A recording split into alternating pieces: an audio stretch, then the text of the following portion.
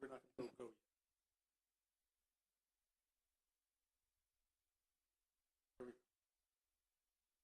All right, good. All right, thank you guys for attending the Public Safety and Admin meeting. For the record, Delegate Jazz Lewis, Chair of this committee. We are looking forward to hearing from the Subsequent Injury Fund, the Uninsured Employers Fund, and to those who may be looking on the website, Judiciary's hearing has been rescheduled to the 29th. So tune in later to anyone online who's pressing to look at the Judiciary's budget. We will begin with an analysis by Elizabeth with DLS. You can begin when you are ready, and then we will bring you guys up to testify.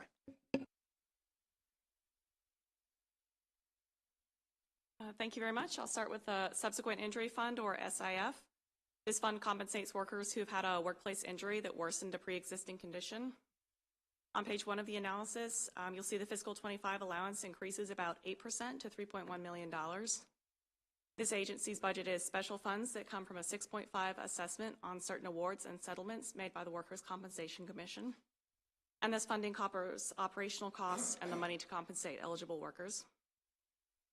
On page 2, Exhibit 1, you'll see 85% of the allowance is for regular personnel and 2% is for contractual personnel. Almost all of the increase for the fiscal 2025 allowance is due to cost of living adjustments and salary increases for personnel. Moving on to the key observations on page 5, the revenues from assessments decreased slightly in fiscal 2023 due to the value of awards and settlements the Workers' Compensation Commission made that year also decreasing. And that decline was partially offset by an unusually large increase in interest earnings on the fund balance. That interest increase was unusually high this year. It's usually more in the $1.5 million range, so that's not typical. Exhibit 4 on page 6 shows you the growth of the fund balance over time. The fund balance grew 6.4% in fiscal 2023.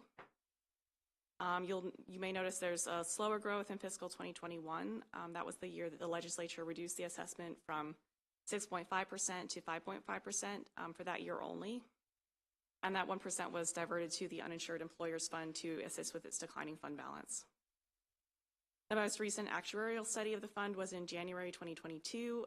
I mentioned that at the bottom of page 6. It looks at the future liabilities of the fund and recommended maintaining the current assessment rate, but noted that there is a risk of a need to increase the assessment rate sometime in the next 10 years due to those future liabilities. On page 7, Exhibit 5, you'll see the cost per resolved claim has been increasing. That's due to the overall operating costs have risen somewhat, and the number of resolved cases declining in fiscal 2023, leading to a higher cost per case. However, the revenues continue to be higher than expenses overall, so the fund balance is continuing to grow. On page 8, you'll see that DLS recommends concurring with the governor's allowance. And with that, I can take any questions you have. Thank you, Elizabeth. Colleagues, any questions? Delegate McComas. I am not familiar with workers' comp or subsequent injury fund, but I was just wondering, could the cost be related to legal fees or anything that they, or is it just the cost of the awards?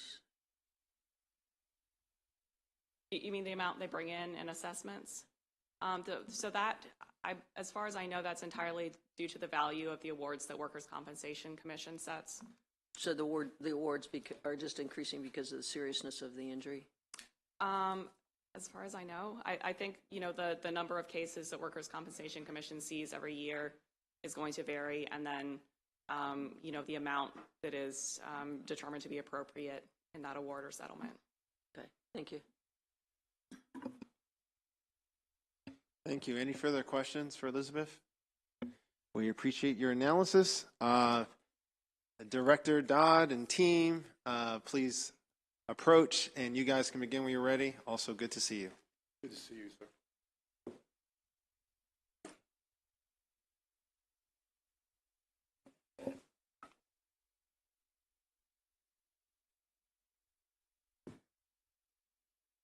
Good afternoon, Chairman Lewis and members of the committee. Thanks for the invitation today. My name is Edgar Dodd, and with me today is Mrs. Rose Hunt, our Fiscal Services Administrator, and also Mr. Ken Riot, Ken is a valued accountant in our fiscal unit.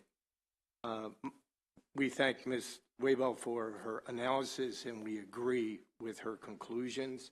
I refer to my written testimony that I submitted last Thursday on the legislative website. We at the Subsequent Injury Fund are very proud of the reputation that we enjoy in the Maryland workers' compensation community, and that's due to the hard work of the 17 folks that work at the Maryland Subsequent Injury Fund. They are excellent stewards of the monies that we collect and we're responsible for, and they make unwavering, prompt, and accurate payments to injured Maryland workers. Our most recent actuary study, as Ms. Waybell suggested, recommended a continuation of the current 6.5% assessment rate that funds the Subsequent Injury Fund, and the actuary commented that with the continuation of that 6.5% assessment rate, we are in good position to meet our obligations for the balance of this decade. Beyond that, another actuarial study will take a look at our books and make a determination, and we plan to conduct that actuary study next year. So we respectfully request a positive committee report on the governor's recommended allocation, and with that, we'll take any questions you may have. Thank you, Director Dodd. Any questions, colleagues? Seeing none, I actually have one. So I know you guys are planning to do actuarial study next year to try to figure out, I guess, where do we need to move that assessment amount to be good going into the next decade? Well, we're good right now, according to the 2022 study. So I wouldn't recommend any change in the assessment rate, Chairman. Okay. But let's wait and see what the actuary says at the end of next year when they conclude the study. Got it. So you do anticipate, though, before 2030, we'll need to likely increase it in advance of that, or am I gleaming from what you're saying? You think by we should be good for this decade? I think we're good for the balance of this decade. Until 2030. Yeah, I think we're good for the balance of this decade. Okay. And to answer the question of the delegate earlier, one of the reasons that the assessments have gone up is that wages have gone up in Maryland, and consequently, the rates that we pay, whether it be permanent partial or permanent total disability, have escalated. Thank you for that. Colleagues, it looked like you're good to go. Any further questions? Delegate McComas, make sure your mic is on so that people can see you. Chair. I'm looking at Exhibit 5, and it looks like in 15 that they were between $2,000 and $3,000, the awards, maybe, what, 2,500? Is that how to read that Exhibit 5, cost per resolved claims? Oh, okay. Sure, Elizabeth.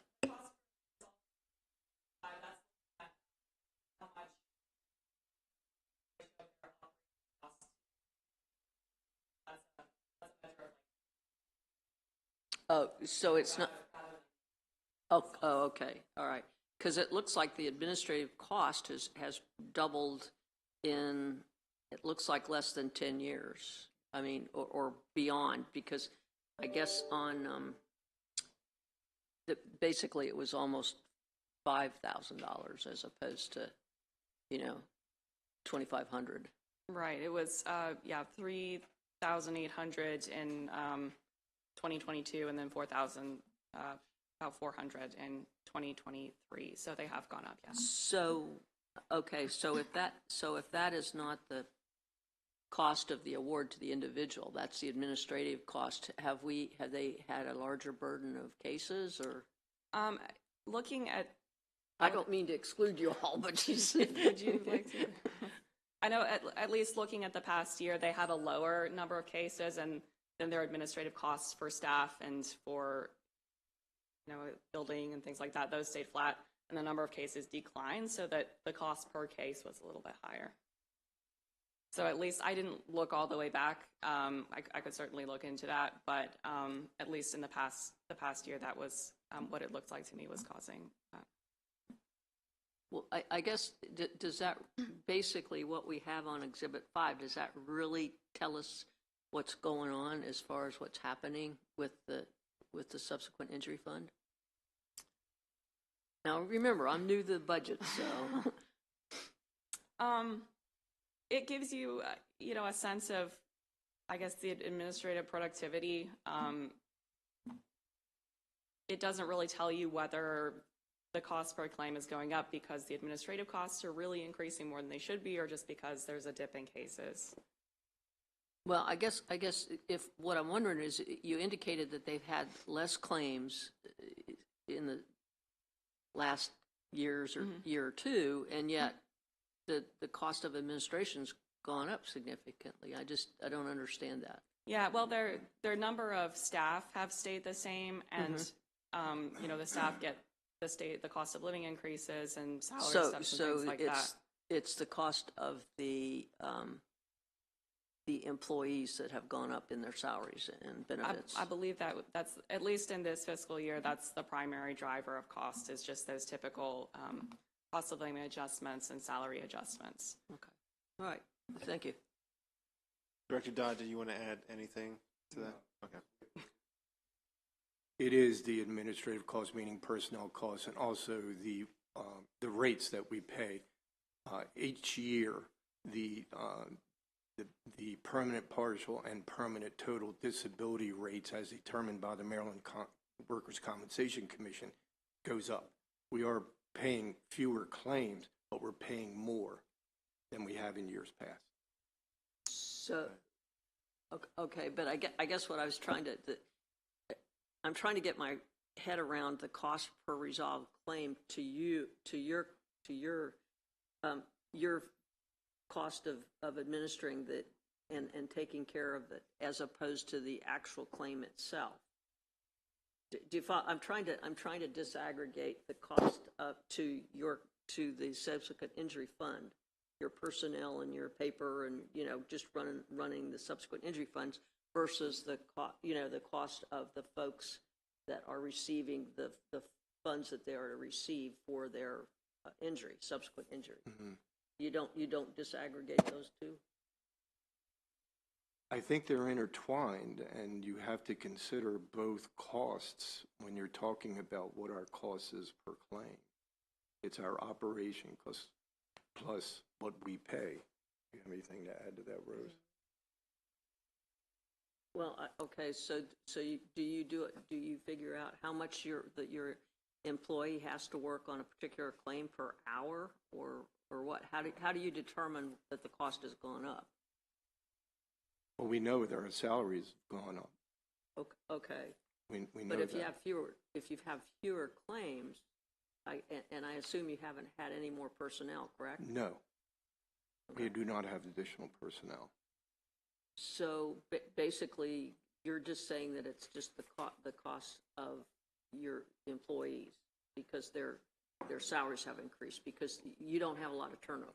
I think he's also speaking to the folks who's been injured. Their salaries have also increased. Is that what it's the benefit payments that we send out to the injured workers. They are increasing. So it's two things. It's our personnel costs, and they're fixed. By each year, the governor makes a determination, and you all vote on it. And then the increased biweekly rate that we pay injured workers in Maryland. That cost is increasing every year. And it's more than offset by the fewer number of cases that we're handling. Okay, there's another question from Delegate Spiegel, so if you don't mind, I want us to transition. No, I'm finished, thank you. Okay, Delegate Spiegel. Thank you, Mr. Chair, and thanks to all of you for your stewardship of the fund. I understand that under the actuarial study, you're in a good place right now in terms of the assessment rate and in terms of the annual balance growth. But I'm wondering if you know what the time horizon is of the total fund liabilities.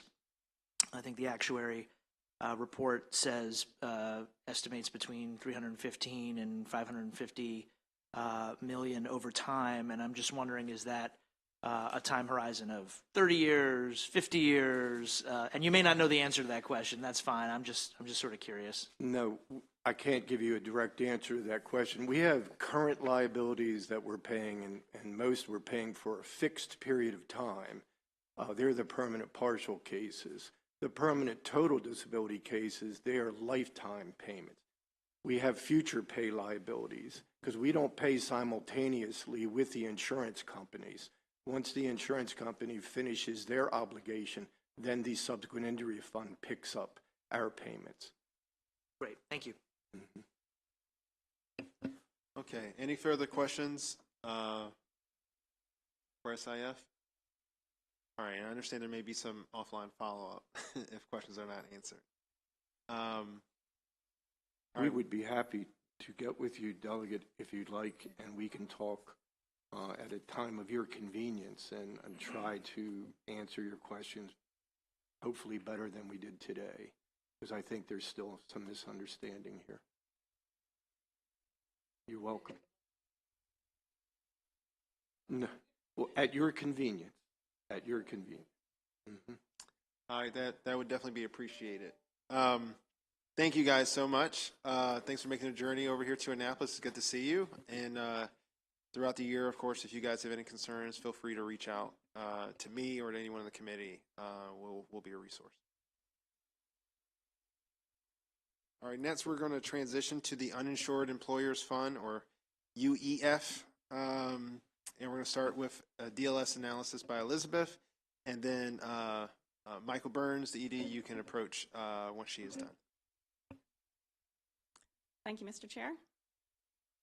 The Uninsured Employers Fund, or UEF, provides coverage for workers who are injured on the job where their employer does not carry the required workers' compensation insurance. On page 1 of the analysis, you'll see the allowance for fiscal 2025 increases 7.6% to $6 million. These operating costs are all in special funds, and they come from a 2% assessment on awards and settlements made by the Workers' Compensation Commission. On page 2, Exhibit 1, you'll see 59% of the allowance for fiscal 25 goes toward a contract with a third-party claims administrator, and another 33% of the allowance covers regular personnel costs. On page 3, Exhibit 2, you'll see the largest area of increase in the allowance is also for this third-party administrator contract, and regular personnel increases also are due to cost of living adjustments and increments. I'll move to the key observation number 1 on page 5. The fund balance declined in fiscal 2023 to approximately $7.2 million. This is largely due to a decrease in assessment revenues due to a decrease in the value of awards and settlements made by the Workers' Compensation Commission, and expenditures also increased slightly. And this decline in the fund balance is a concern, since if those costs continue to outpace the revenues, then the fund balance will continue to decrease, which could endanger the fund's long-term stability and ability to meet its obligations. And I understand the long-term fund stability has been a concern for several years. Exhibit 3 on top of page 6, you can see the surplus and deficit line that shows whether the balance is growing or shrinking. And you'll see that in recent years, there have been several years with negative growth. The one year with a large amount of positive growth is in fiscal 2021. That's when the legislature temporarily increased the fund's assessment rate from 2% to 3% for that year only. And the legislature also temporarily reduced SIS assessment rate for that year. Also on page 6, I did want to mention Senate Bill 216, which was introduced at the request of UEF. That would raise the penalty for employers that do not carry the required workers' compensation insurance from the current maximum fine of $10,000. So if a business is caught without insurance, then the Workers' Compensation Commission can assess a penalty, and UEF then can collect that penalty and put it towards its fund balance. The current penalty, as I said, is a maximum of $10,000, and the bill as introduced would raise that to a mandatory $25,000. However, UEF and the Workers' Compensation Commission have discussed that further and agreed that language should be amended to set the fine at a maximum $25,000 instead of a mandatory penalty. This is relevant to UEF's budget for a couple of reasons. First, there's a hope that a higher maximum penalty would deter employers from failing to procure insurance, meaning that UEF wouldn't be responsible for covering their workers if they're injured. And second, UEF, as I mentioned, is entitled to collect the amount of fines that the Workers' Compensation Commission sets, so theoretically this could help with the declining revenues. However, the Commission typically does not issue the maximum fine, and the average penalty is just over $7,000. So the number and value of penalties also varies widely year to year, and there can be difficulty collecting the penalties owed. So increasing fines might help some, but it's not a stable and reliable source of long-term revenue. And DLS has asked UEF to comment on whether fines are the best source of increase in revenue or whether other measures such as raising the assessment rate should be considered. Turning to key observation 2 on page 7, Exhibit 4 shows the costs per resolved claim. That's the ratio of the operating costs to the number of claims that the agency has resolved. The costs have increased in recent years as UEF's overall operating costs have increased. And the cost increases are driven largely by the third-party administrator contract with a company called Corvell. That's the company that handles claims administrations for the agency and makes up 59% of its fiscal 25 budget. However, we do have to balance that cost with the effectiveness of how cases are being handled. UEF reports that Corvell has improved the overall functioning of the agency and provides a level of service that the agency would not be able to replicate in-house. Corvell has also increased the number of cases in which other coverage for an injured worker is found, which means UEF doesn't have to pay their medical bills. And you can see that on page 8 and Exhibit 5, there has been a decrease in the amount that UEF has to pay out in benefits. So it does seem that there has been an increased operational cost due to this contract, but a decrease in the benefits cost, which seems to be due to more effective case management. I'll mention the contract with Corvell is due to be rebid this summer, and in the future, if those contract costs or other operational costs continue to increase, that could offset the savings from the better case management, so that's just something to keep an eye on. The last key observation is on page 9. UEF had 2 findings from a 2021 audit that, as of April 2023, had not been resolved. The Office of Legislative Audits found that UEF should exercise better monitoring and oversight of the third-party administrator contract, and UEF should ensure that its accounting system is producing accurate reports for the purposes of monitoring and pursuing collection activities. And DLS recommends restricting $150,000 of UEF's administrative budget until the Office of Legislative Audits has confirmed that each of their repeat audit findings has been corrected. And on page 10, you'll see the text of that recommendation to restrict funds. That concludes my analysis, and I can take any questions. Thank you, Elizabeth. Any questions? Seeing none, Delegate McComas? I just kind of wondered how many people have been caught not having the insurance for their employees, and if it's in certain sectors, like maybe construction, and in other words, if there's a pattern there that maybe the state needs to look at and figure out ways to make sure that the folks that aren't paying their fair share can be reduced so that it doesn't put as much burden on the fund. That is something I'd have to look into. I know that the number of penalties that the Workers' Compensation Commission assesses varies a lot. Like, it could be, I think one year they assess like 600 penalties, and then in another year it'll be a couple dozen. So it does vary a lot, but I can look into if there are any industries just that really stand out. Yeah. Thank you. Any further questions for Elizabeth? All right, seeing none, thank you so much. We will welcome Mr. Burns to speak when you are ready. And thanks for making time.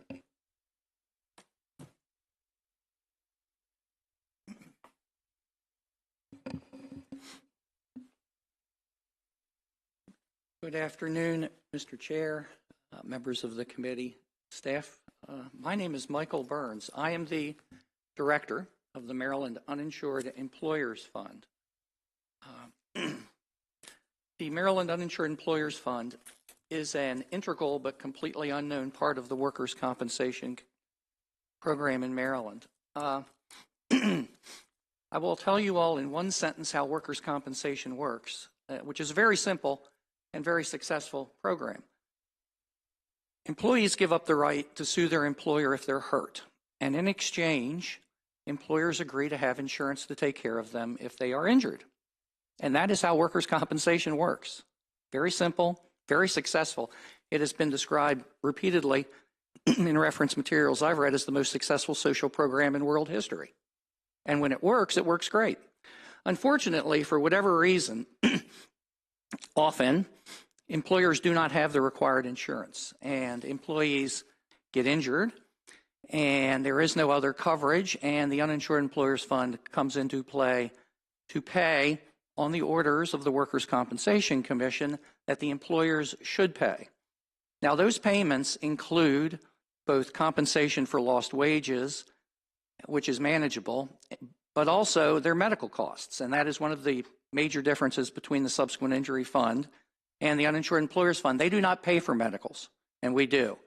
Not only do we have to pay for medicals, we have to basically step in the shoes of an insurer and manage the care to the extent we can, although managed care is not permitted in Maryland. Somebody has to oversee the cases of these injured workers, and we do that. And that is what our TPA does in part. They manage the cases, they make the payments, they arrange the doctor visits. They have a national network which saves us money on both doctors, prescription drugs, and such. That is one of their functions. Another one of their functions is working with my attorney generals and staff to find coverage and to prepare for cases, because we go to the Workers' Compensation Commission in contested cases and present our evidence to show that there is other insurance available. And if there is, we do not step in as the payer of last resort. I can tell you, since I know you're a budget committee and you're staring at that $3 million plus that we pay for the TPA, wondering, do we get our money's worth, which is your job? And the answer is, we get a lot more than our money's worth. We make money because we have a TPA. As I've just explained to you, they save us money on medical bills, prescription bills. One figure in my testimony I will point out. Before we had a competent TPA, every month we were averaging about 9% of the cases coming in, we would find insurance coverage. Today that number is up to approximately 56%. And I know this is a little tall weeds, but walk with me on this. That's not out of 100, because obviously there are an unknown number of cases where there is no coverage. So we can never find it. So it's 58 out of 100, but it's actually lower. But since I don't know, and no one can possibly know, I can't tell you what that number is. But it is a 640% increase of where we were. And it has saved this agency millions of dollars by having a competent TPA. They also work with us on preparations for cases. And I know, and because these are medical cases, I am loath to go into details about them individually, although I could vaguely explain it to you. But I know of at least 3 cases in the last year that were close cases that my attorney generals feel that this agency won because we had a competent TBA, the Corvell Corporation, preparing them along with our attorney generals, each of which had an estimated value, had they come in, of over $1 million. That's what we do. We take care of injured workers. We make payments promptly when they are due and legal. However, we are not an insurer. I'm not an insurance company. I don't write policies. I don't set reserves. We take who walks in the door, similar to what the SIF does. And whatever the claims are that we cover. So for both agencies, it is difficult to predict what will happen in the next year because we do not know what the injuries may be. The issue of failure to have insurance has come up today. I'd like to address that because you all may well be facing a vote on legislation to deal with that. As Ms. Weibel who I would like to thank for her excellent analysis, which we do agree with entirely and support, has pointed out that Senate Bill 216 would raise the penalty for failure to carry legally mandated workers' compensation insurance in Maryland from the current $10,000 to a maximum of $25,000. In the interest of compromise and getting the bill passed, the agency has agreed to concerns from the Workers' Compensation Commission that in the original form, the penalty was to be $25,000, not up to, and the commission was not supportive of that. So rather than try to pass a bill in opposition to the commission, we have agreed to go along with their request that they have the authority to make it a lesser amount. Now, I will point out as well, as I believe Ms. Weibel spoke to, currently it's a $10,000 maximum penalty, but very few penalties are $10,000. For some reason, the maximum penalty usually is $7,000. And I have asked repeatedly over time why it is $7,000, and no one seems to know why that is the maximum penalty as opposed to $10,000. It's just, and I'm sure you've heard this before, apparently always been done that way. We felt that a mandatory $25,000 penalty was entirely appropriate, and I will get a little bit on my soapbox about that right now. If an injured worker is hurt, it doesn't matter to them why their employer doesn't have insurance. Good faith mistake, thought they had it, failed to make a payment, or as not infrequently happens, they didn't want to pay it because they wanted to make more money themselves. But that injured worker, none of that matters to them. What matters to them is they are hurt and they don't get the care that they deserve under the system. And it's medical care they need. And if they don't get care timely, they can be permanently damaged.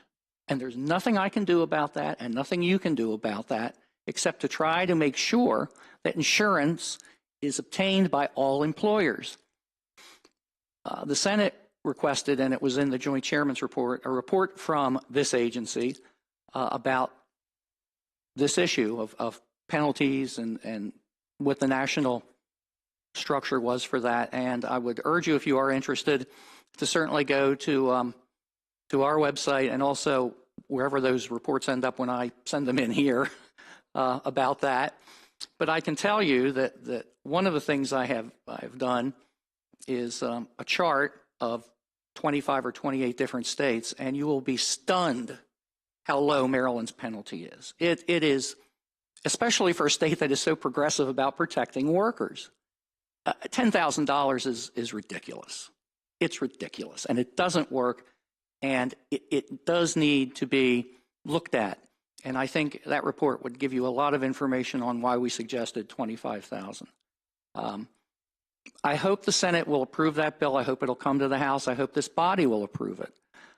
And we will, if you do, we will monitor the decisions of the Workers' Compensation Commission to see how often a $25,000 penalty is issued.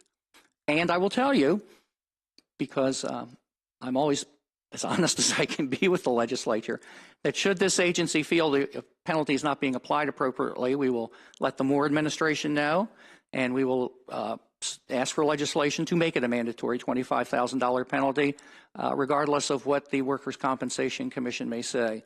Because if our choice is to defend innocent injured workers or businesses breaking the law, we're going to go with the worker. And I know from my own time here, you probably all share that view as well. This has been the law in Maryland for over 100 years. Over 100 years. I think there's enough notice to businesses that you have to have comp insurance. And it's unacceptable and inexcusable. And we are anxious to make that change. One of the issues Ms. Weibel has raised is the assessments. And I think Delegate McComas had some questions about that issue. Assessments are issued by the Workers' Compensation Commission based on the amount of orders in many cases, not all, but many. And it's 2% for the uninsured employers fund, 6.5% for the subsequent injury fund. And those amounts are what those amounts are. The commission doesn't gimmick the numbers, and we can't do anything about it. So the assessment goes up, it goes down. It is what it is. I know Ms. Waybell has pointed out that the assessments were down $1.8 million last year, which we are aware of and we are as concerned about as I'm sure you all would be. We have been working with the chairman of the Workers' Compensation Commission, Chairman Quinn, very closely on a number of issues, one of which is to set up a work group to see what alternatives and proposals we can, as a group, come up with to present to you all next session about dealing with the ongoing issue of funding for the Uninsured Employers Fund. And those discussions will continue, and I can assure you that I will be making sure that all the alternatives are presented to the group and that their proposals are presented to the Moore administration. And I would expect, hopefully, they will be very supportive, and we will have a package of legislation, hopefully, for both houses next year, which, and I will tell you this, when I got to the UEF, I got to a broken agency because for years, everybody had taken the easy way out. They'd never made tough calls. They'd never worked at problems they knew were coming because they knew they would come to fruition when they were gone. And I don't function that way. I'm going to fix this with your help. But when we present recommendations, they're going to be real. They're not going to be recommendations that we don't think are going to work, because that's not fair to this body. It's not fair to the Senate. It's not fair to the injured workers that we deal with. So when we come, believe me, we're going to be ready to explain why we think things are going to work and welcome any and all questions. Thank you. That's what we have today. If you have any questions, I'm more than happy to answer them. Well, first I'll start off saying is we're always welcome to have a former delegate in the House. Pleasure to be here, Mr. Chairman. I used to work across the hall when Judiciary was across the hall, so yeah. I have happy and mixed memories. Was Joe Valario chair? He certainly was. Okay. Well, when I got here, he was also chair. We were down the hall, but we had a good time, and I appreciate the passion, having started my career as a labor organizer and coming from a family of folks in labor. That's much appreciated. Colleagues, do you guys have any questions for the director? All right, seeing none, I would have more of a statement. Is I appreciate the passion. Obviously, on the budget committee, the policy questions don't directly come to us, but I will pass on some of what you've shared to economic matters as well. Thank you, Mr. Chairman. If I could just say, 216 is a child of the legislature. Actually, it's a child of the Senate, but I'm in the House, so I'm smart enough not to say it's a child of the Senate. Smart man. I learned a few things across the hall. It came from a discussion last year in the Budget Committee, and that's how it got into the Joint Chairman's report. Mm-hmm. And I will simply tell you, I've had to do other reports in the JCR, and it was the first one I was really anxious and happy to do. I'm looking forward to coming before you all, because when I was here, I believed in fixing things and doing things the right way. And I know you all are the same way. I mean, you don't want somebody to keep coming back every 2 or 3 years with new ideas and new proposals. And that, what I'm going to tell this group is what I will tell you. I want to come to you with a package. And, I worked here.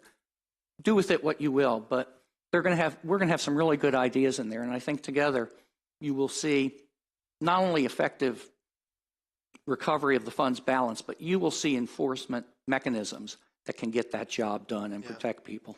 Well, I appreciate you. I see that the bill in the Senate is in finance. Mm-hmm. I imagine when it comes over to the House side, because it's ultimately a policy matter, will go to economic matters as opposed to PSA. Right. But like I said, I will pass that message on to them. Thank you. I really appreciate it, Mr. Chairman. Thank you for your time in doing that. I appreciate your passion too. No problem. All right. Any further questions, colleagues? Seeing none, thank you so much. Thank you all very much, and always nice to be here. And with that, we are adjourned.